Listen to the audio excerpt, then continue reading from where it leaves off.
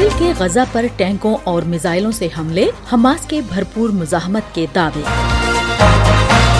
2024 میں دنیا بھر میں اعتماد اور امید پیدا کرنے کی ضرورت ہے، اینٹونیو گوٹیرس۔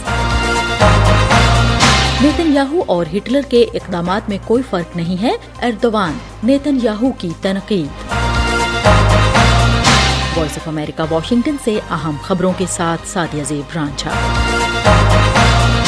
اسرائیلی فورسز نے تازہ کارروائیوں میں غزہ کے وسطی اور جنوبی علاقوں میں شدید بمباری کی ہے۔ غزہ کی وزارت صحت کے حکام کا کہنا ہے کہ اسرائیلی فورسز نے خان یونس میں ایک گھر کو نشانہ بنایا، جس کے نتیجے میں 8 افراد ہلاک ہوئے ہیں، جبکہ وسطی غزہ کے مغازی کیمپ پر ایک میزائل حملے میں 3 فلسطینی ہلاک اور 6 زخمی ہوئے ہیں۔ اسی طرح اسرائیلی فورسز کے رفح پر حملے میں 20 افراد ہلاک اور 55 زخمی ہوئے۔ مقامی افراد اور صحت کے عملے کے مطابق بم ان عمارتوں پر برسائے گئے جہاں عام شہری پناہ لیے ہوئے تھے۔ اسرائیلی وزیر دفاع نے خان یونس میں جاری حملوں سے متعلق کہا ہے کہ اس کارروائی کا مقصد حماس کو ختم کرنا ہے تاکہ اس کی عسکری اور حکومتی صلاحیت برقرار نہ رہ سکے۔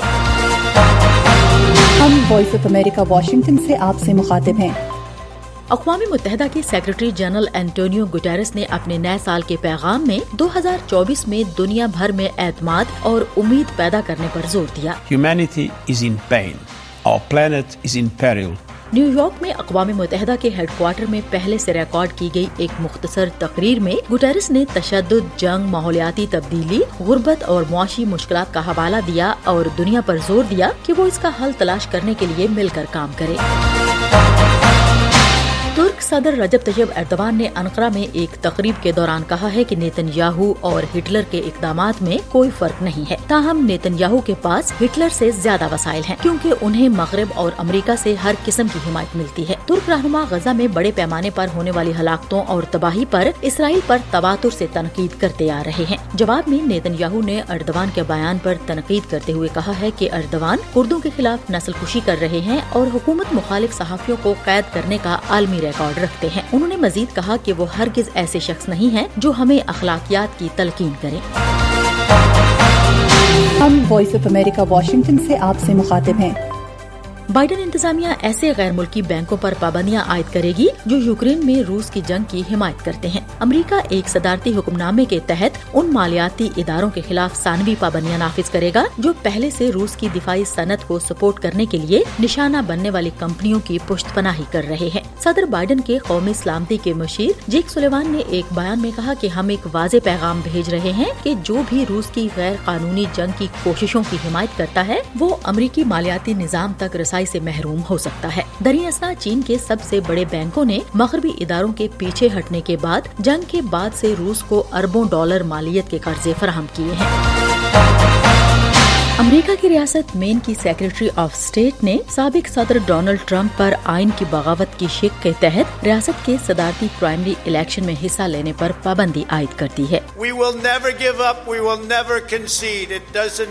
سیکرٹری آف اسٹیٹ شانا بیلوس سابق صدر ڈونلڈ ٹرمپ کے معاملے پر یک طرفہ طور پر کارروائی کرنے والی پہلی انتخابی اہلکار ہیں۔ ان کی جانب سے یہ اقدام ایسے وقت میں کیا گیا ہے جب امریکہ کی سپریم کورٹ یہ فیصلہ کرنے والی ہے کہ آیا ٹرمپ دوبارہ انتخابات لڑنے کے اہل ہیں یا نہیں۔ اس سے قبل ریاست کولوراڈو کی اعلیٰ عدالت نے ٹرمپ کو امریکہ کے صدارتی عہدے کے لیے نااہل قرار دیا تھا۔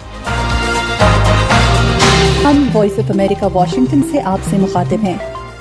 یوکرین میں اوڈیسا کے گورنر کے مطابق روس کی جانب سے ایک رہائشی عمارت کو میزائل سے نشانہ بنائے جانے کے بعد 3 افراد ہلاک اور کم از کم 15 زخمی ہو گئے، جن میں 2 بچے بھی شامل ہیں۔ حکام نے بتایا ہے کہ روس نے جنگ کے دوران یوکرین پر اب تک کا اپنا سب سے بڑا میزائل حملہ کیا ہے، جس میں 13 شہری ہلاک اور درجنوں زخمی ہو گئے، جبکہ ملک کے جنوب اور مغرب میں رہائشی عمارتوں کو بھی نشانہ بنایا گیا۔ یوکرین کئی ہفتوں سے خبردار کر رہا ہے کہ روس اس کے توانائی کے نظام پر بڑا فضائی حملہ کرنے کے لیے میزائل ذخیرہ کر رہا ہے۔ گزشتہ برس پاور گریڈ پر روسی میزائل حملے کے بعد لاکھوں یوکرینی تاریکی میں ڈوب گئے تھے۔ اس کے ساتھ ہی اہم خبروں کا یہ بلیٹن اب ختم ہوتا ہے۔ سعدیہ زیب رانجھا اور ایڈیٹر ندیم یعقوب کو اجازت دیجیے۔